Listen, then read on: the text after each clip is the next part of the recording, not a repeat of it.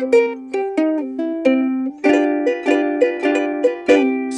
and Keith are Titterpigs, yeah. Keith and Scott are Titterpigs, oh yeah. They're gonna talk about sweet, sweet RPGs. And it's the Titterpigs, the RPG podcast. Am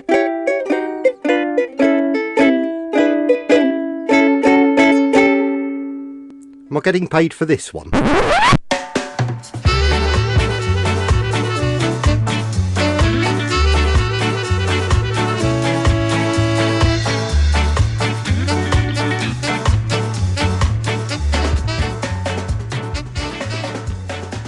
All right, listeners, welcome back to episode 21 of Titterpigs. Wow, the big 2-1. We are doing this again. We are back in the studio. Scott and I have a few special guests that he's going to he is going to introduce. And we've got a crazy topic for you tonight. Scott, take it away. Absolutely. And congratulations to Titterpigs for its 21st episode. We can legally drink now. As I am doing.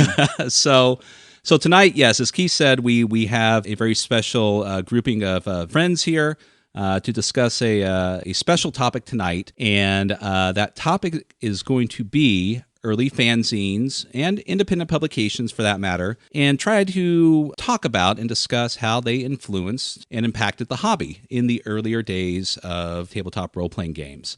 Just a quick history about this. This was a discussion that came up during the end of a game during Virtual Grog Meet.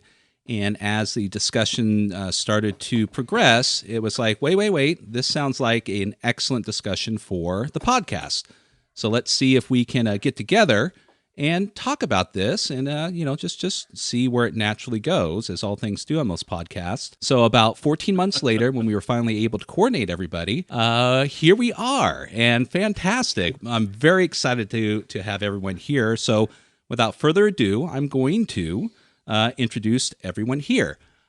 First off, we have Andy Markham, GM extraordinaire, in my opinion, and many other people's opinion, but also an avid and prolific collector of all things tabletop role-playing games, and someone who is very knowledgeable of the history of our hobby.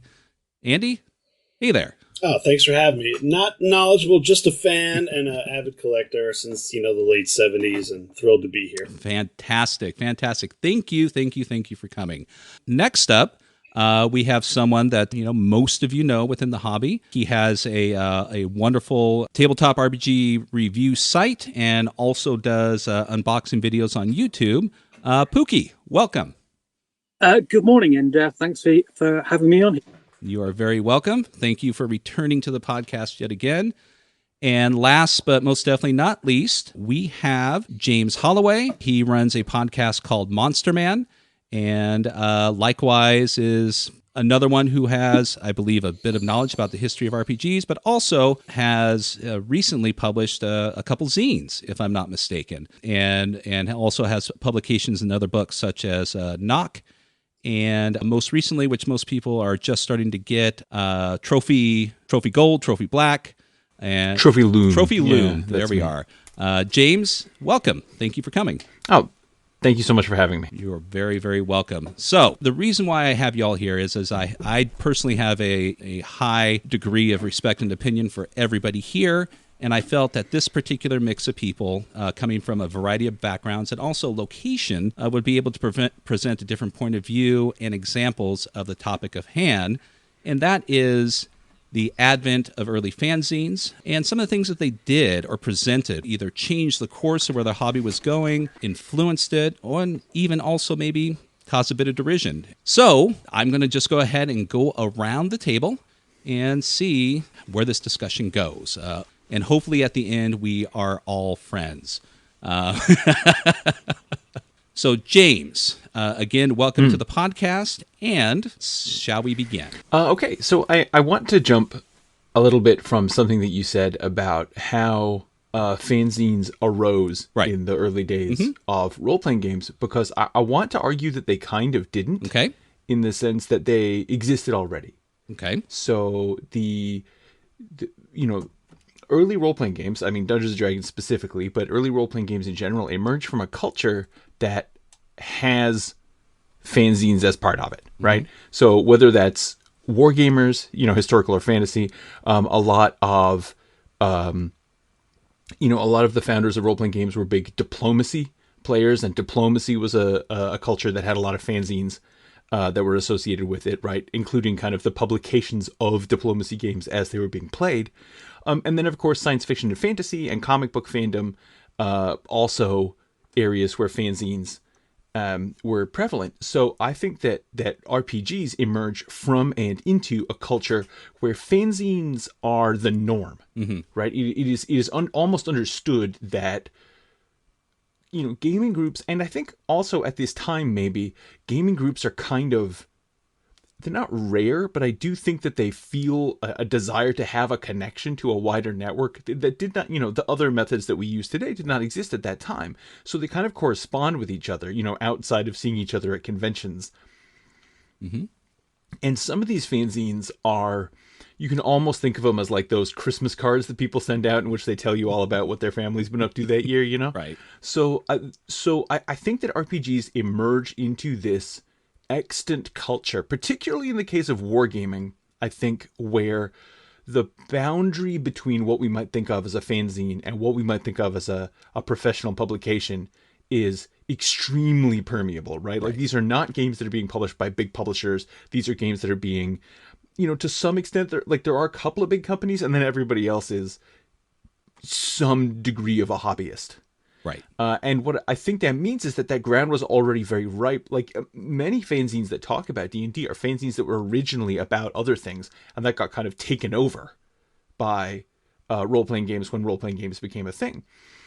So I guess what I want to say is that, to me, this topic has become more topical since we had that conversation at Virtual Grog Meet, because of course we're now, at the time that we're recording this in the middle of January, we're now in the middle of this conversation, and without wanting to go into too much detail about the thing that prompted it, about what is the relationship between the publisher of a game and the hobby or community that surrounds it. So I guess what I'm saying is, zines are maybe not even a reaction to RPGs, but they are the leaf mold on the floor of the forest from which these things come. And I think you have to look at them in that context, that these are games that emerge from fanzine communities. So yeah, I think that's kind of the sort of the first thing that emerges, and that's why they're so, we look at them and we're like, oh, some fan and his thing, but that's what the community was. And so those discussions, I think, were pretty salient in those days, certainly in the early days of the hobby, and even, as long as, even into the 90s, I can think of at least one, fanzine campaign that wound up being extremely influential on the game it was about. I mean, a very excellent point, and that's something that I really didn't think of, but it's so very true. And the first thing that popped in my mind when you said that was, of course, the sci-fi zines, fantasy, and other things that were essentially fans of the literary aspect. And if I'm not mistaken, maybe one of you can give me an example, but some of these actually evolved from that into role-playing game zines as it became more popular, or kind of, melded both together. Andy, do you have anything to add on this? James hit on a lot of the right topics here. For sure, there's a through line between the origins of the hobby, all the way through today, as there are, from fanzines that preceded the hobby to fanzines today. And I think apazines has to be mentioned. APA, standing for, is it Amateur Press Association or Amateur Publishers? Yeah. Amateur Press. Yeah, Amateur Press, right? Most notable, at least in the RPG community, being Legals, Alarums, and Excursions. And I'm not actually sure if that predated Dungeons and Dragons, but I think it started around 75, which means it comes after OD&D. I could be off by a little bit, but I'm sure there are other examples of RPG zines or zines that became RPG zines when D&D became what it became. And the fans of wargaming or sci-fi or fantasy started spending all their attention and time on the role-playing game hobby.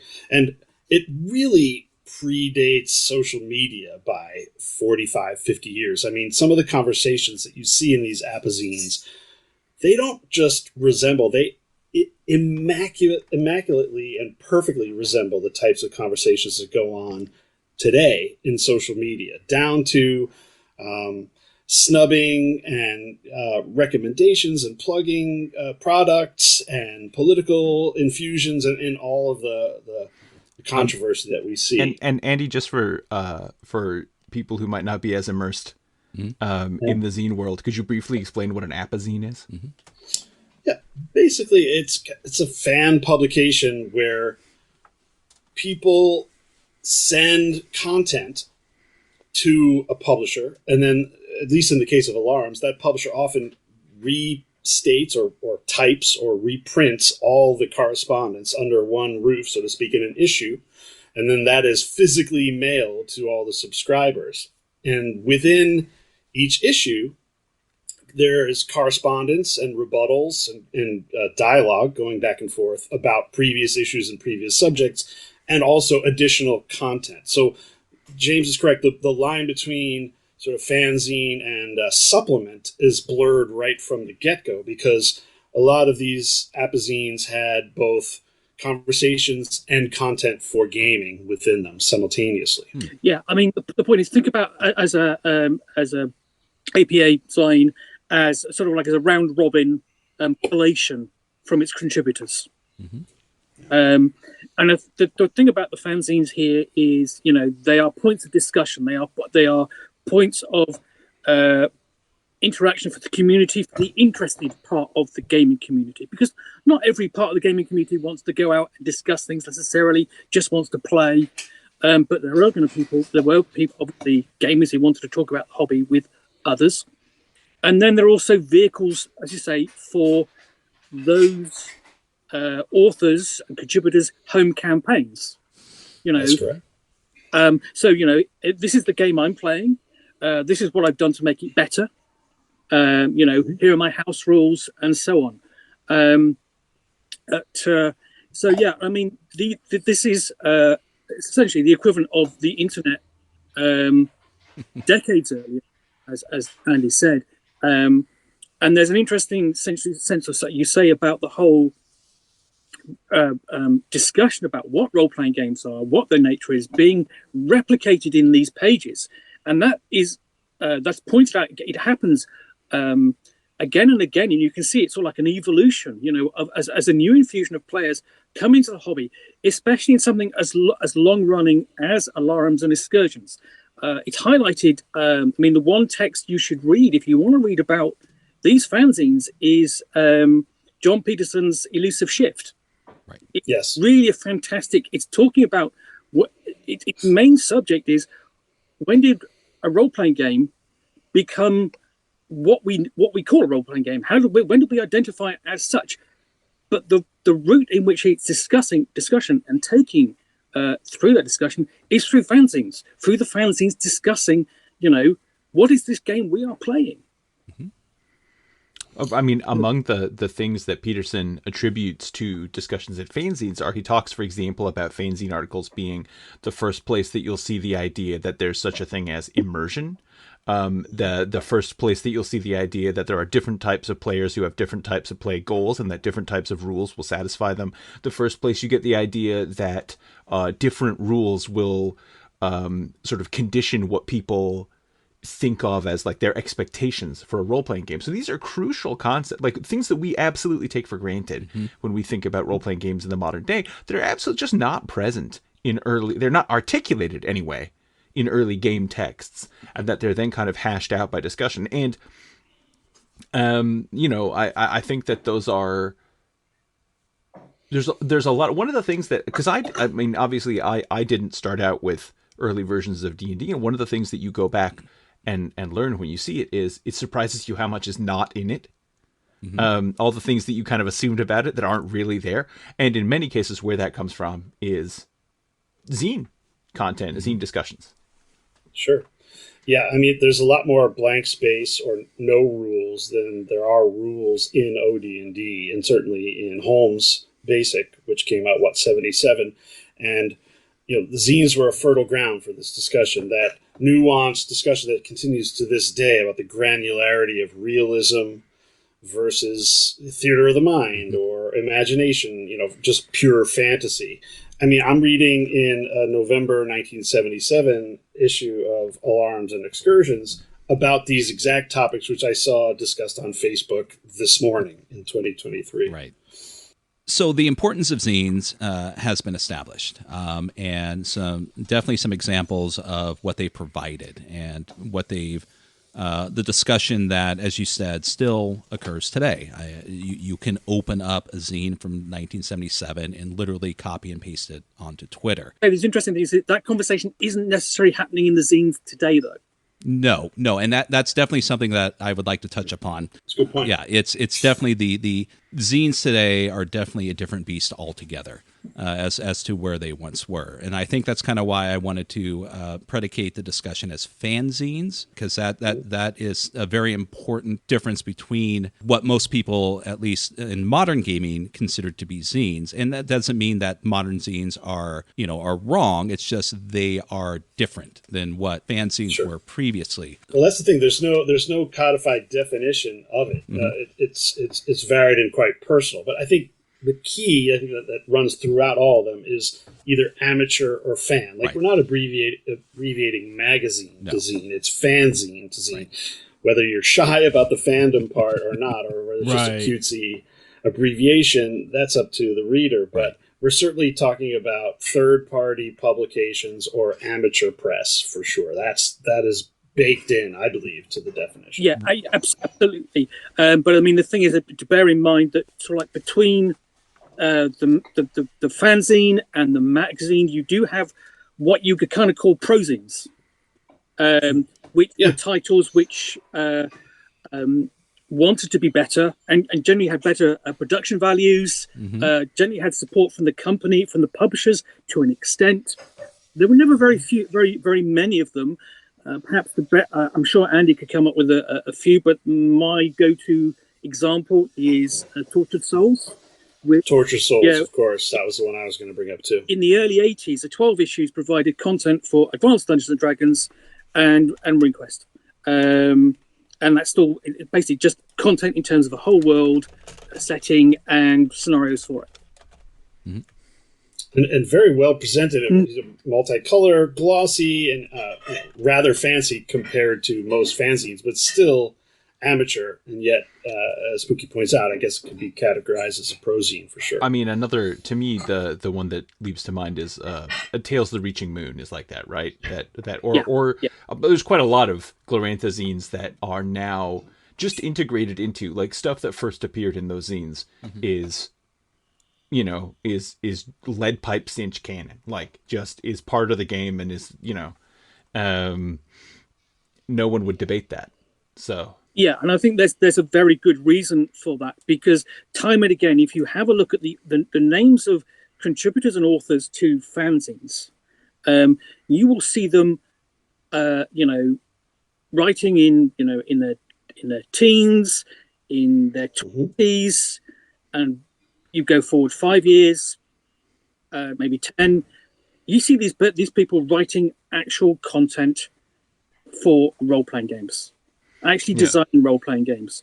The most famous there perhaps is Robin D. Laws, where basically when he pops up in sort of like late 80s, early 90s, Alarms and Excursions, and suddenly in the 90s, he's designed a lot of titles since. And then you have the example of the Over the Edge role-playing game. That was born out of a campaign that was presented, in the pages of Alarms and Excursions. That's incredible. So there are, I say, numerous examples of designers and writers who have come out of the hobby scene and made a name for themselves in the industry. That's the other big question. One of the earlier examples of that would be David A. Hargrave of the Arduin Grimoire fame, where I think his Arduin setting and rule set, and I use air quotes for that, is a direct rebuttal to OD&D. And it was first an augmentation of OD&D, and you can see him physically typing, these are my house rules or add-ons. And then later you can see it morph into, this is something completely separate from OD&D. And of course, it isn't. It relies on OD&D as an engine, but the verbiage changes subtly over time. And we see contributors even still alive to this day who are contributing all the way back in the mid to late 70s. Stephen Marsh amongst them. The names go on and on. Still contributing to games today. One of the things that's really interesting to me is the direction of travel from zine to pro is not always one way, right? So I some years ago, the Cambridge University Role-Playing and Tabletop Gaming Society, CURTS for short, was getting rid of its old library. And they sold off most of the. I had to save those poor children. They were selling stuff for so far below its value, and I had to write to them with tears in my eyes. But anyway, they gave me all their old White Dwarfs because they didn't need them because nobody plays those games, Right. And well, they don't though. So. And with that came a bunch of fanzines, and some of these I was able to find a little information about, and some I wasn't. But looking at, for example, this, which obviously the listeners can't see, but this 1981 issue of The Stormlord has a cover by Alan Hunter. Wow. Right, and that's Fiend on Folio fame. Yeah, but Alan Hunter came out of the sci-fi fanzine world. That's what he was sort of known for. And then but this is 1981. That's the year the Fiend Folio comes out. So right when he's one of the featured artists in the big TSR release of the year, he's also, and this is like, all the covers are the same theme. They're all a picture of an armored horseman rearing up. So like, it's not like they just found some Alan Hunter illo and stuck it on there. I think he did it for them. Wow. And this is a zine that nobody's heard of, I don't think. This is not like a big circulation thing. It's all just complaining about how long the lines are at Games Day. Yeah. Yeah, I mean, to be fair, outside Alliance and Excursions, these fanzines never had a huge readership anyway. I mean, you're talking at the most a few hundred for some of the most popular ones. And even in that, they were terribly cliquey. So there was a lot of interaction. I mean, certainly here in the UK, there was a lot of interaction between the fanzines editors. They would be swapping copies. They would be going back and forth and commenting upon each other's fanzines. There would be feuds and arguments and so on. So they were, in essence, it's sort of like their own community within each issue. With each title, but then their own community as a whole, because they were produced cheaply, they were expensive to produce or buy. But the main problem, I think, with those early fanzines, like in my experience, was actually finding out about them, because again, you had no way, unless you sort of like suddenly you found one at a convention, there was a table selling them, or thankfully, in the case of certainly White Dwarf and Imagine magazines, they had classifieds in the back. In the case of Imagine, had a whole department that was devoted to fanzines. Pete Townley would write up what's going on in the latest news in the fanzine world in the UK, for that month. So That's incredible. Yeah. Sorry, please go on. No, please. I can't believe that I haven't said this yet, but of course the obvious prozine is the Unspeakable Oath, right? Like that's that Delta Green came from, right? That's from an issue of the Unspeakable Oath. I have that issue, and I found out about that because it was mentioned in the 5th edition Call of Cthulhu rulebook. I'd never heard of it. I had to ask my game shop to get it specially for me, and they kept it underneath the counter because it had boobs on the cover. Like, yeah, you know what I mean? Like they were hard to find. You had to write a letter to these guys, who was just like 3 20-something roommates or whatever. Well, and to that point, that's how you got it. I was glancing through a lot of these alarms issues today in preparation for this podcast, and I noticed that the page 1, or I should say page 2, after Lee Gold's introduction, is a list of zines with addresses, which I think is wonderful. So the takeaway here is very community-oriented. But Pookie's right. You couldn't get these unless you were either in direct personal correspondence with the publisher, who's just somebody in their home, or going to conventions regularly. And even then, it was a needle in a haystack crapshoot. Right. But those people who are going to conventions regularly are already the hardcore. They're the same guys. Exactly. I want to come back to James's point about Unspeakable Oath being a prozine, and he's quite correct. But the other thing to bear in mind is with Unspeakable Oath, it is a very typical 90s fanzine that is focused upon the one game.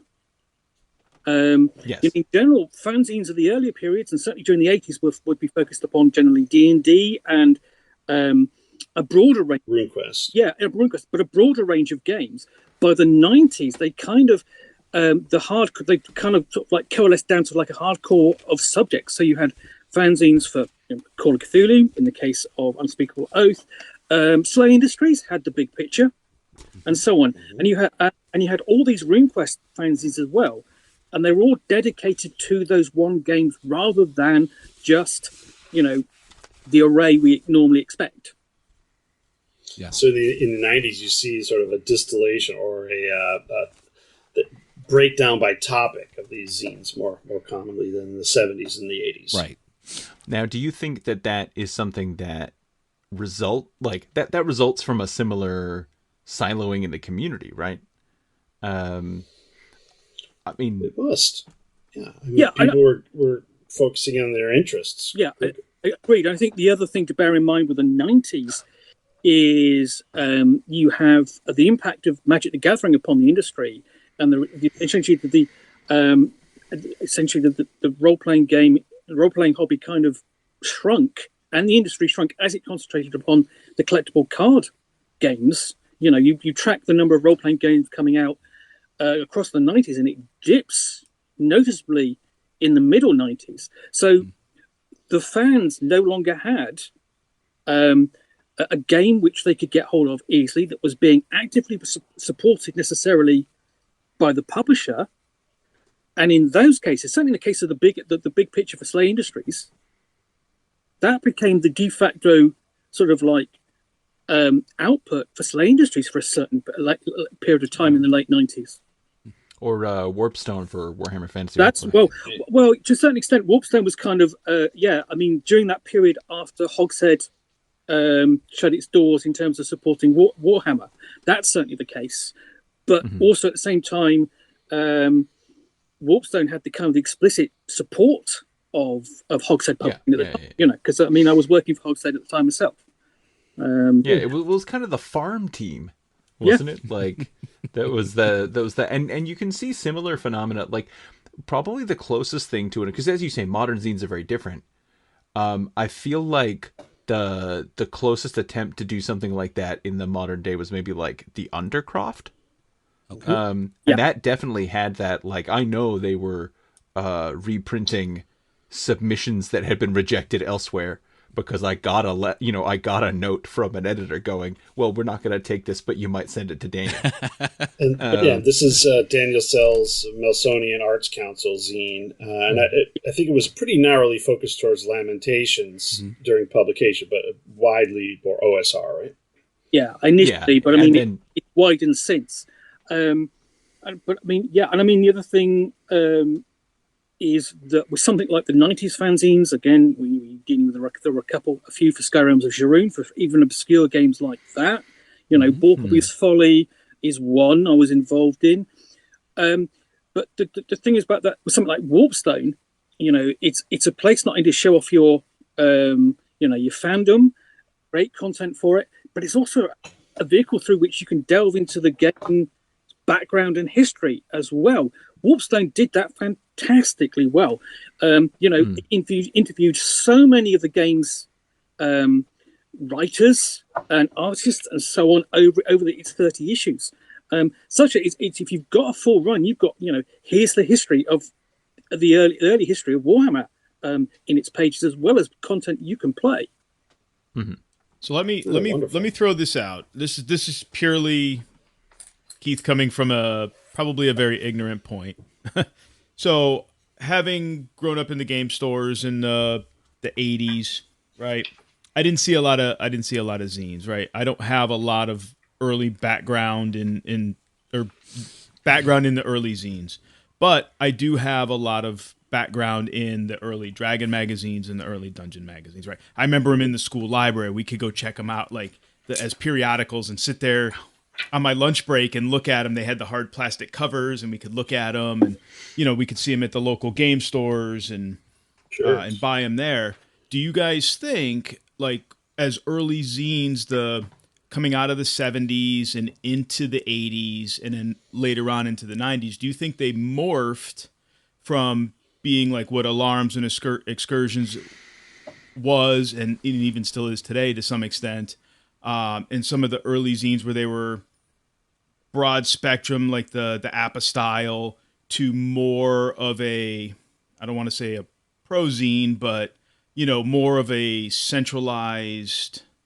I think the term you're looking for is house organ is what they were. Well, I mean, Dragon and Dungeon are obviously house organs, right? But if you look at Warpstone, right, that is a funneled, stovepiped type of zine, right? It's singular in its focus, but it's not a house organ, right?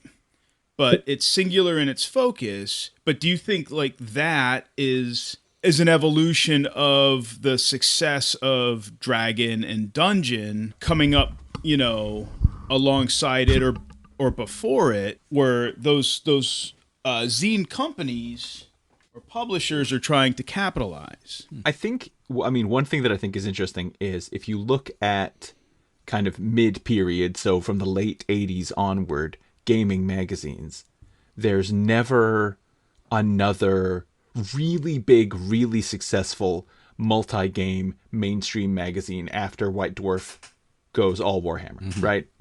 Right. Because Dragon talked about other games. I read a review of Werewolf the Apocalypse in Dragon magazine. I didn't feel like they quite understood it. But there, and there was there was Shadis, and GDW had a magazine, Challenge. Is that what it was? Yep. Yeah. Or there was Heroes by Avalon Hill. There was White Wolf magazine itself. They've existed. Arcane. It's not that there were none, but none that ever had that same level of mainstream success. Gravitas of White Dwarf or the Dragon. Yeah. I mean, here in the UK, the impact of White Dwarf, those early years of White Dwarf and Imagine, cannot be underestimated upon the industry, because they were essentially. If you're interested in the wider hobby, they were the focus one. You read them religiously every month. They provided space for fanzines to appear and be discussed and have contact details in the back. I think in some ways the reaction of the 90s, which you're referring to, Keith, is twofold. It's a reaction to they're going away. Mm-hmm. It's a reaction to my game isn't available anymore. I think it's great. I think people are still interested in it. I think we can get together and create stuff ourselves for it. And that's combined also with the technological change of the late 80s and definitely into the early 90s, with personal computing and being semi and actual professional layout software packages, desktop publishing packages becoming available. I was involved in my first fanzine in what would have been about 86, 87, something like that. There was only ever one issue, but we had what would have been a decent DTP package for the Atari computer, and could do a decent layout and make it look good. Right. That was cool. Just the fact that you did it on an Atari computer is just impressive. Jesus. It was a good Atari computer at the time. It was what I mean. And the thing is, with that, we went to, I think it probably would have been a games fair convention at Reading in the 80s, and we rocked up, had it for sale, and we could talk to other fanzine producers because they would all get together and they all knew each other, and that was kind of our way of introducing ourselves to sort of like those people whose name we recognized in the community. It was how cool is that? I know. Wonderful. Yeah. Do you still have it, Pookie? I do have a copy somewhere. Yes. It's right next to Up the Garden Path. It's right next to it's called Sarsine's Knowledge, and it was interesting that sort of like somebody I've got a friend here in Birmingham, Dave, whom some of you have basically been online very rarely, and he said, "Oh, hold on a minute, that's where when he sort of first met me, and after a couple of years, that's where I recognised the name from." Incredible. Yeah. Scan and Small share. world. Yeah. Scan and share. Oh, I can't because it's at the pub. The friend of mine, my publisher, he does not want that to go online. There's nothing wrong. There's nothing rude or adult or anything like that. He just doesn't want it to go online. But where do you keep it, Pookie? Because when I come over there in 2024, I'll just need to excuse myself to the restroom momentarily and look for it. Sorry. I mean, the point is, if you're going to the restroom to look for anything in my games collection, essentially your family would have gone back having lost you. Oh, excellent. So I've got a couple questions for each one of you here. For the most part, the topic at hand has been touched on several different ways, but do each one of you, would you happen to have an example of one that maybe drastically change the course of the hobby or influence it, or even, I mean, there's the obvious thing of like Arduin, of how it changed the course of D&D, that it impacted, and likewise, it's safe to assume that it's accepted that they borrowed from it in later editions in one way or another. But are there other zines out there and or articles that you would like to reference or point out for those who are listening? Because I know that there's going to be people who are going to listen to this and they're going to want to go and seek these things out. Andy? I defer to the others. I mean, outside of some little controversial back and forths that were published within both Arduin Grimoire and the Gygax's AD&D Dungeon Master's Guide that were sniping at each other. Right. I'm actually not convinced that Arduin influenced D&D in a meaningful way. I think it showed a sign or a side of fandom and certainly direction that certain game masters were taking their campaigns and their quote-unquote rules, but I don't think it pushed D&D or the brand in any one direction or another. Arduin itself, and I don't have any other examples, so I defer to the others. That would be a question for John Peterson, let's be honest. Right, exactly. But what we have here is Pookie and James. So Pookie? Yeah. So I do have one, and I don't. And this is one that I've read about, and I've read the article that stemmed from it, and that's Glenn Blauko's Aspects of Adventure Gaming, which you can find in Different Worlds issue 10. You can track it down without any difficulty. And what that article does is distill down sort of like that discussion of what the nature of role playing was and the types of players into one simple formula. So he had this article called Aspects of Adventure Gaming, which suggested a model with 4 basic categories into which role players could be put: role playing, storytelling, power gaming, and wargaming. And it's there we go back to the examples we've already mentioned about categorizing the types of players Right. already by that point. But this here, the article literally distills it down and presents it in a fashion that is professional. So you've got one of the earliest sort of like articles published about the nature of what of what types of players there were. Mm-hmm. And I think it's it's an example of a discourse that would constantly push designers forward to think about, well, what is it here that I'm actually creating? Who am I creating this game for? And ultimately that's probably best seen in gamers, in designers, when you like Jonathan Tweet, Robin DeLaws, who are getting at that kind of those fundamental questions when it comes to designing their games. The issue Pookie's referring to is October, November 1980. Mm-hmm. And I'm looking here at it, right? Just a PDF of it. And I'm just trying to find the actual breakdowns of those. Do you have those categories, Pookie? Role-playing, storytelling, power gaming, and wargaming. Yeah, it spells it out pretty succinctly. And that was 1981. 1980. Wow. So 1980, yeah. give any sort of general discord that can occur on a tabletop RPG social media today, those categories are brought up almost daily. Oh, yeah. Discussions over storytelling, discussions over any one of those aspects is still an ongoing conversation that gets recycled time and time again, and that's something to note, that these discussions were going on 40 some odd years ago. So it's enlightening to me, because I'm going to say it's important to bear in mind those discussions were going on, what's now nearly 45, 50 years ago. Okay, but they really have kind of like a life cycle of about 5 to 8 years. Because every time you would have a new infusion of players, who would graduate from sort of like being teenagers to really begin to think about what they were playing and asking, well, is it what we're doing? And they'd come in and they'd have that exact same discussion, whilst, the players who'd precede them will be going, oh, God, not this again. And I can remember going through that, It's the RPG community's version of what they call the Eternal September, right? Right. It's when the youngsters reach that point where they can start critically thinking for themselves. right.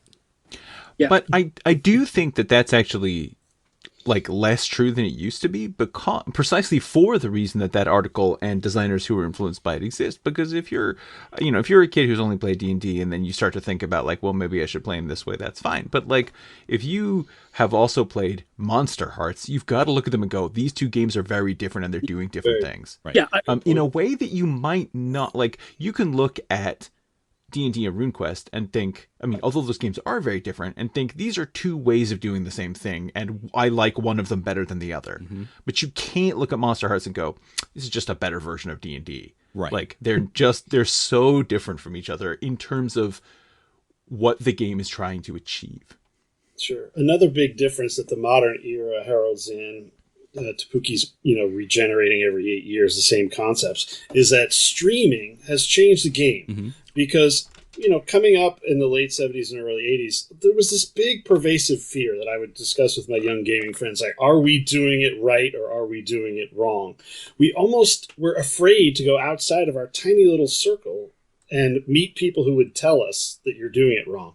Nowadays, you can tune into not tens, but hundreds of thousands of hours of streamed tabletop RPG content to pick your own version of how to do it right, or just watch. And more people watch people playing D&D than actually playing D&D or tabletop or role-playing games. Right. So this dynamic has got to shift the dialogue, right? Zines are dinosaurs in that respect. Mm-hmm. Yeah, back in the day, for that, if you wanted to learn, yes, you learn about how to be a better role player. Perhaps there might be the occasional article in a magazine, okay? Mm-hmm. But on the main, it would be a case of you would go out and go to a convention and play in someone else's game and go, and find out, well, how are they running it? How are they doing it? And that was not something that everybody wanted to do. People would stick to playing their home clubs or their home groups. It did take a bit of you had to be a bit more adventurous in terms of your gaming. I still have gaming friends who play only in their home group and wouldn't think of going to a convention and playing. The idea of playing in public, it shocks the very idea. But yeah, it was a case of, going out and going into that community was the way to do it back then. Now, of course, you can find multiple references upon, if you've got role-playing streams to watch, you've got articles about, how to be a better role player. You can go on to Drive and go, how do I buy a book on how to be a better player, how to be a better GM, and so on. Mm-hmm. Blogs, of course. Yeah, exactly. Yep. Well, no, I think it changes the calculus on it completely. So maybe So maybe you're right. Maybe that 8-year cycle is now a 2-year cycle. What you don't, I don't think. So the zines, the fanzines of the the tens and the teenies, tweenies, and the noughties are radically different to what they were back in the late 70s and 80s, for the most part. So, James, do you happen to have an example of my question you would like to touch upon? That changed the gaming. So I think the one that stands out for me, and this is something, this is not an insight that I had. This is another thing from John Peterson, but he talks about a series of discussions in The Wild Hunt, which is another seminal zine from that era that we haven't discussed yet. And that, which is where people started to talk about the idea of immersion. And not just the idea of immersion, but specifically system design toward immersion, right? So that not that it was just an experience that players would get as they, sat and enjoyed Dave Wesley's wonderful storytelling or whatever, but that you could craft a game in such a way as to promote this experience. And I think that there are a lot of games that are, today we're all like, the discussions of gaming theory always bogged down on immersion. Everybody yells. Nobody knows what immersion is, et cetera, et cetera. But, but that's been the case since the, mid to late 70s. Right. Yeah. And the Forge and the games that it spawned is sort of, the cornerstone of that discussion that launched a million, what we now call story games, right? Mm-hmm. Right. And they refused to, define immersion in a meaningful way, because no one could agree what it was supposed to be. But everybody agreed that it was important. Yes. Right. Oh, geez. So Andy touched on something that just kind of got me thinking a bit. Everyone's discussed the general evolution of the fanzine, and we kind of got up to about, the 90s and the 2000s and the ebb and flow of the particular zines and their styles and what they represent, from being an all-inclusive, kind of touching on the hobby as a whole, to these kind of branching focus zines that were exclusively for a particular type of game or a particular style of gaming. And then it seems like at a certain point, fanzines maybe just kind of drifted away. There may be a few here or there, and then things tend to change technologically. And then now, do you feel that with the aspects of streaming, with podcasting, with these representatives of the tabletop RPG community who have YouTube channels, that is this the evolution of fanzines? I mean, I'm not talking about the people who do streaming, but people who do reviews and discuss aspects of role-playing games and discuss a variety of topics. First one that kind of pops in my head is like Seth Skorkowski, who kind of does all of the above. That these are now these kind of digital visual representations of what fanzines once used to be back in the day? Or do you consider it to be that this is its own thing, that this is separate? It's fan-based, it's grassroots, it's just someone who's inspired to do something, but it's separate, that zines are still more of a physical printed publication aspect. Obviously they're related in terms of content, but I think I think they remain fundamentally separate. One is in print and one is not.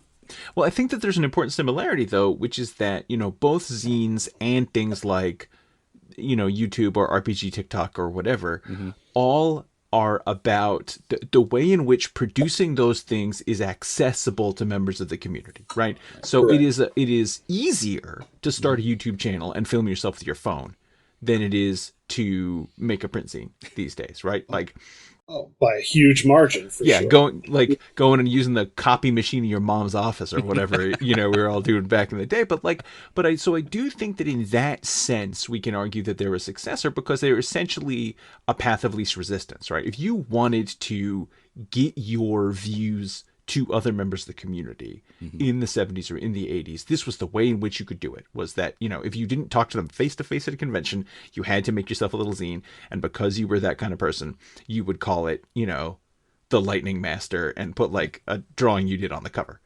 And so that like the professional, like YouTube gamer who's spent a lot of money on lights maybe is not a successor of those zines. That person might be like a professional. Right. But I do think that those media are our modern equivalent of the accessibility of zines to people who want to communicate their ideas. Good point.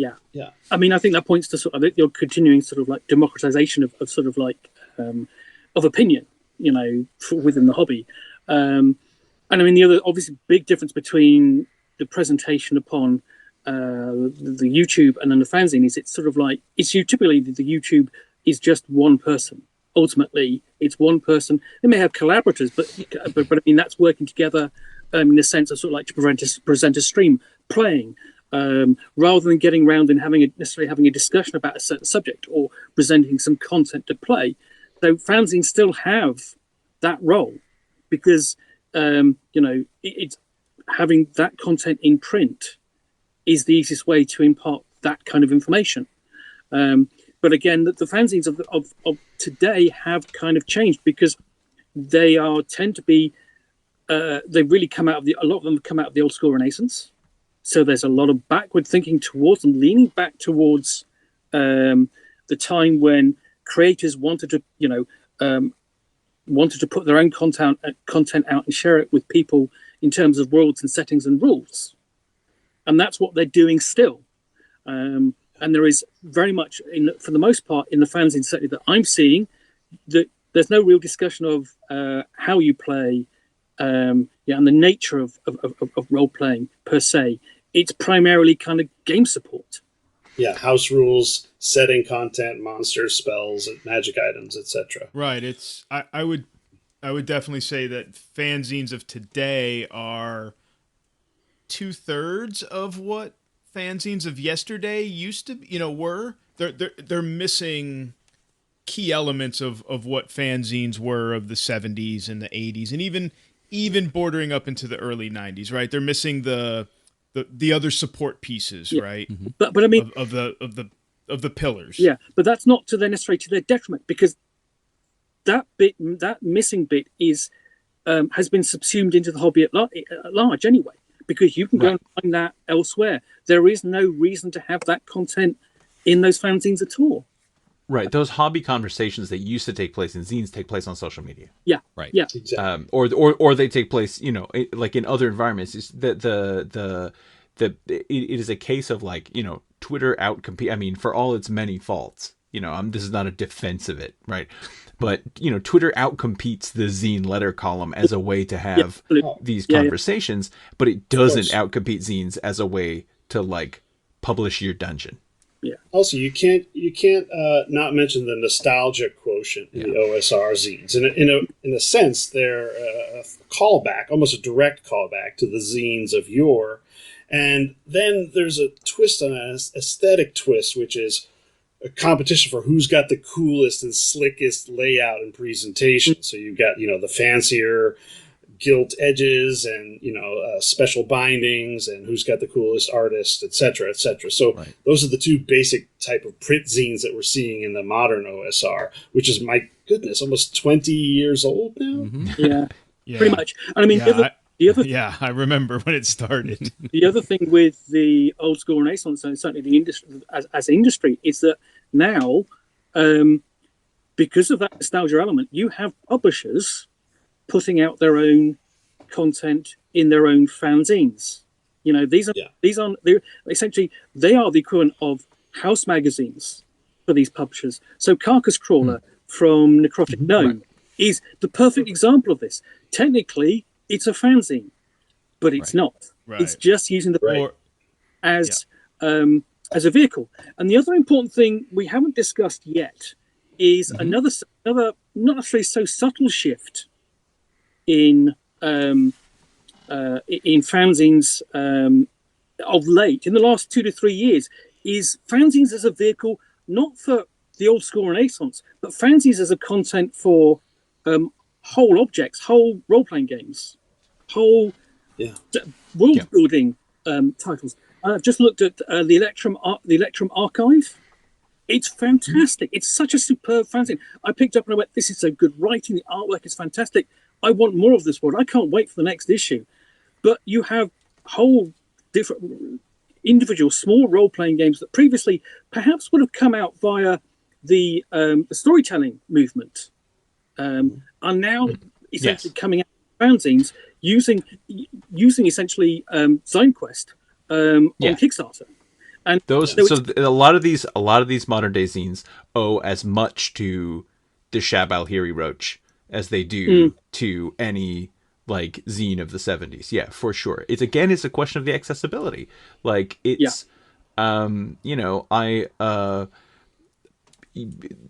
software is available to people, people just at their homes with like their computers. We've seen people who lay this stuff out on their phones, and it looks fantastic. And that it just we're at a situation again with a line between. I mean, listen, I love those Merry Mushmen, but in what sense is Knock a magazine? Right. Yeah. Knock is not a magazine. I am sorry. That is a book. I'm going to draw a line in the sand. It's not a magazine. It's a sort of what's like an annual. You know what I mean? It just it's a collected work of some sort, but anthology. it is not a magazine. It's a zine mimic. Excuse me. Yes. I mean, I would buy into that. We've returned to a situation.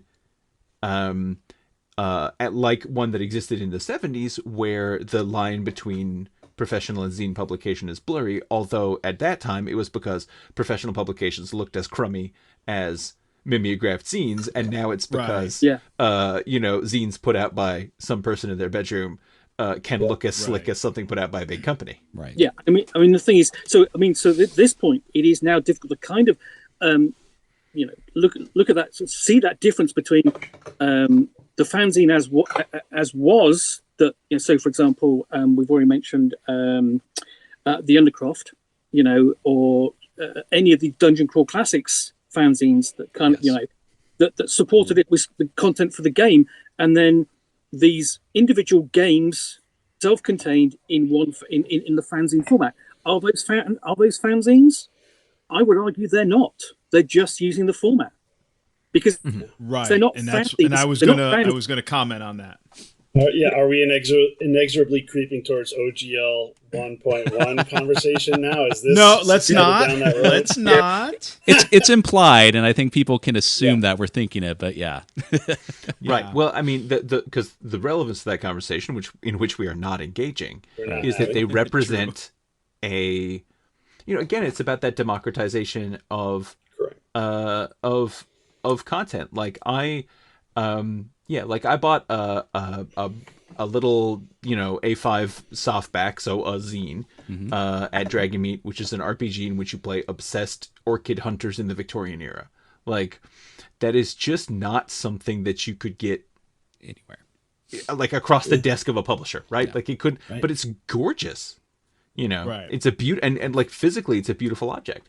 So it's we're in this situation where, and like it was just these two kids, they were not representing a company, they were just two kids at a table, and I think so we can say that like the line is blurred, but I think blurred in a fruitful way, blurred in a way that has good outcomes. I should call them pamphlet games, something.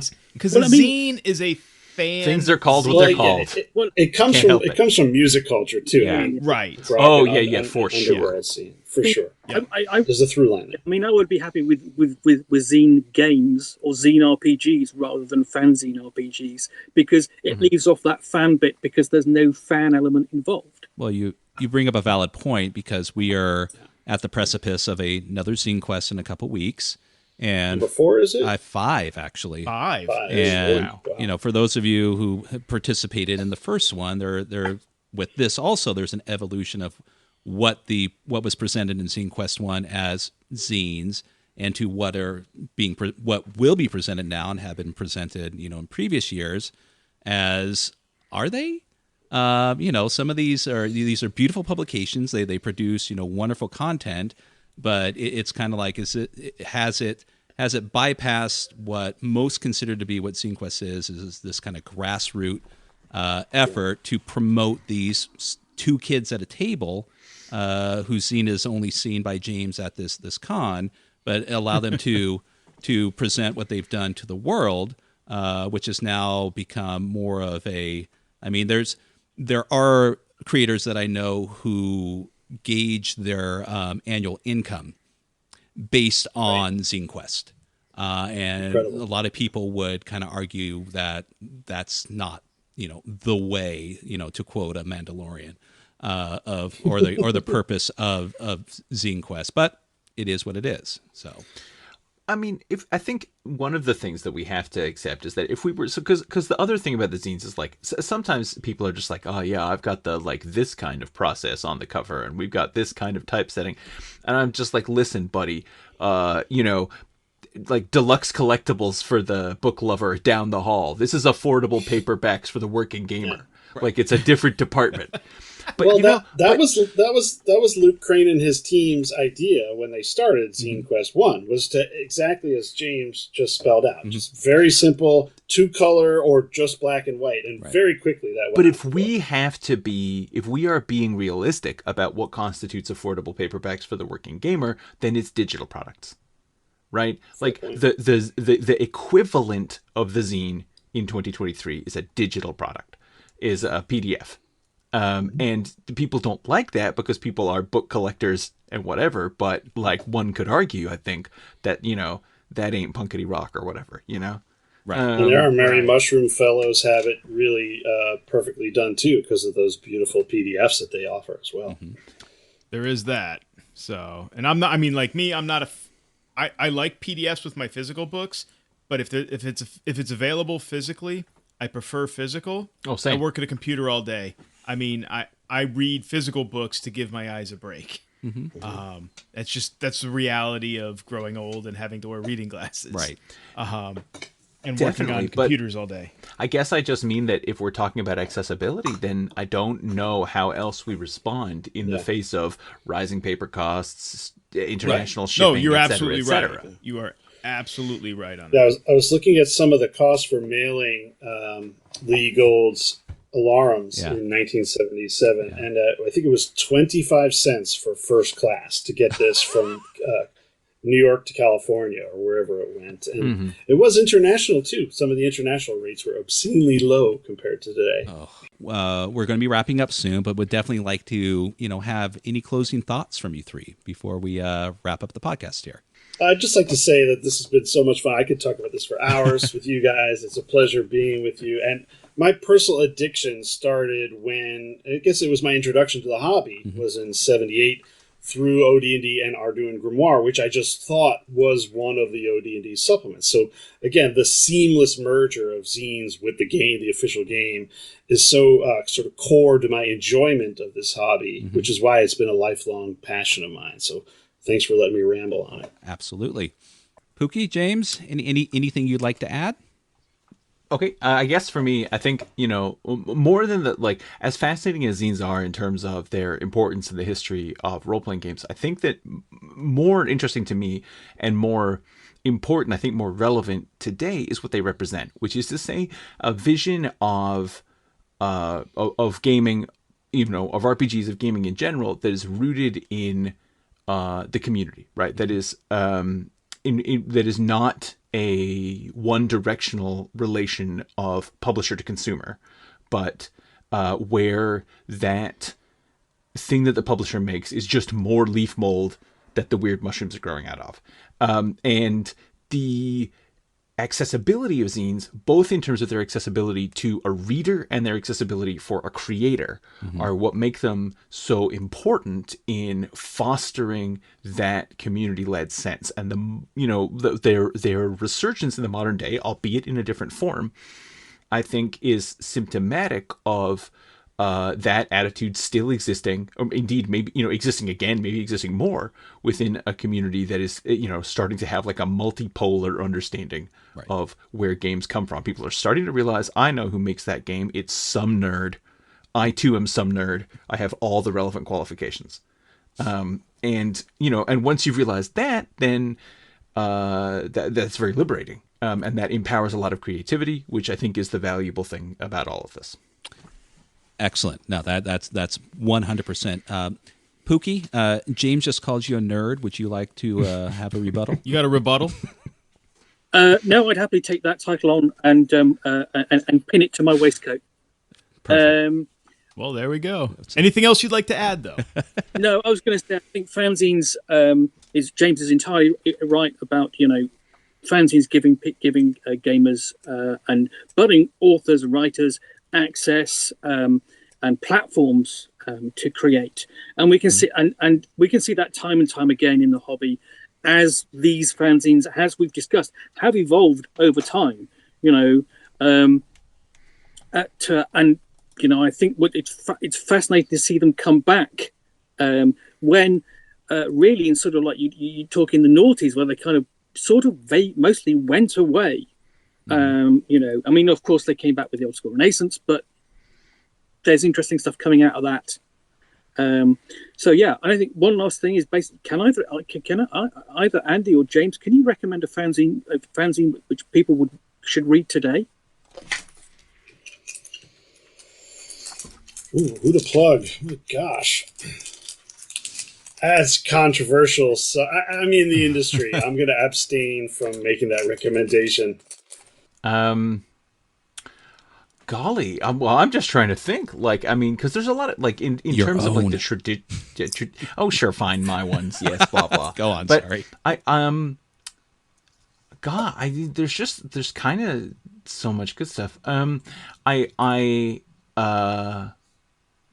I feel on the spot. I guess like the obvious thing to recommend would be, to look at the things for the games that you're interested in. I don't unfortunately think that there's a good, this is what the world of zines is like fanzine out there. Like that there's not like a starter fanzine. But if someone knows what there is, I'd love to hear about it. Go on. Oh no, go ahead, James. Sorry, I didn't mean to. My introduction to OSR zines was Oubliette, which I don't think is around these days. I don't know. That was out of Square Hex. Peter Regan. Shout out to Peter Regan. But I don't think he necessarily produces that anymore. They're still available though, and they're terrific. Yeah, for sure. That's a recommendation. The other good thing that Peter does is Black Pudding. Which is Black Pudding's stellar. Which is a really fun kind of James V. West kind of gonzo take upon old school Renaissance style play. But go on, James, you would. Oh no, I mean that. I don't know where you begin. Like the thing is that all the ones that I came up with are now kind of slick, prozines, or they're gone. Let me make it easy on you guys because I don't think we'll hurt feelings with this one. So before you go, is there an old school, not an old school Renaissance, but a classic zine of yours that if people were if they were able to seek it out, what would be a recommendation for that? Do you have a particular, early zine that you would suggest? I'd suggest the Oracle is what I would suggest. Super fun zine out of the Midwest in the early to mid 80s, and there's a deluxe reprint of it by Tim Hutchings. Ooh, Pookie. Excellent. Okay, so I'm going to give a recommendation for a fanzine of today. Okay. One that is example of a world building one, and I've already mentioned it, and that's the Electrum Archive. Okay. Mm. It's essentially just like a sort of like a planetary romance, weird science fantasy that is going to get better and better as he adds more content. But when you go back to the past, I would look. Thinking of UK fanzines. So, Dragon Lords. It was always good discussion, lots of humor in it, and it's been talked about being reprinted, but they're not going to do it because they said, the authors wrote this as teenagers. There's no way people want to see that again. But if you want a classic kind of fanzine that supported Dungeons and Dragons, then absolutely, I would go with the Beholder. Beholder. I've got basically. I'm just holding up a collection of the sort of one of the collections of scenarios they've done, anthologies, and I read this recently, and I went, "This is good stuff. I could run this today. I could run this using old school essentials. Wouldn't bat an eyelid. You wouldn't be able to tell the difference. It's so good." That's a great one. Great example. I would also say two OSR staples. You can't go wrong from the early days of the OSR would be Fight On and Knockspell. Mm. I think if you have any or all of those issues, you have a lifetime's worth of gaming. You will sort of perish before you can exhaust that material. And Oh my God, yeah. and it's important to note that both of those are they're available on Lulu, aren't they? Yes. Basically. So for me, I think. Oh, sorry. Go on. Now, the other thing to bear in mind, to look at also, Only a couple, Pookie, go on. is Gong Farmer's Almanac. Say it again. Is Gong Farmer's Almanac. Yes. Gong Farmer's Almanac, absolutely. So for me, I'm going to pick one that. Oh, sorry. Go on. Real quick on Gong Farmers, James. It's a community sourced free zine, which you can get for free in either print or digital, which is incredible. I mean, there's nothing more old school and community based than Gong Farmer's Almanac for Dungeon Crawl Classics. James. So I'm going to pick one that is actually a bit more recent than the early examples that Andy and Pookie suggested. And this is I'm not making a claim that this was hugely influential, but it's a good example of what an Appazine was like, and it was very influential on me personally, which is a thing called Interregnum. Which was around in the 90s. I don't know if Interregnum itself is available, but the constituent zines that made it up, some of them still are. In particular, Reading Notes, which was David Dunham's Glorantha zine, if I'm recalling that correctly, was very his Raelios Wild campaign was the thing that really got me interested in Glorantha, and I think it holds up today. I think if you read it, it's a fascinating look at a different way to play in that setting, but one that still really conveys the magic of it. So I think I don't know if that was still around, and I guess another thing, like they're hard to find, unfortunately, but early Unspeakable Oath is really good reading. It really shows a different approach to a game that I think we all have a very fixed stereotype of. Everyone knows Call of Cthulhu, it's Packard 626s and Private Eyes and Socialites or whatever. And then these guys are doing very strange stuff with it. And if you like Unknown Armies, it's very clear how this is evolving into Unknown Armies as they go. Really good point. That's a deep cut there. And the other one I would look at is Imazine, which is put out by Paul Mason. Eventually from where he moved to from Japan, and it was mostly he's talking about his Outlaws of the Water Margin role-playing game, which sort of like vaguely came to fruition. But at the same time, what's important about that one is the letters page more than anything else. Rather than the content, it's the community and the letters page where you are seeing the discussion of the hobby and so on throughout the 90s.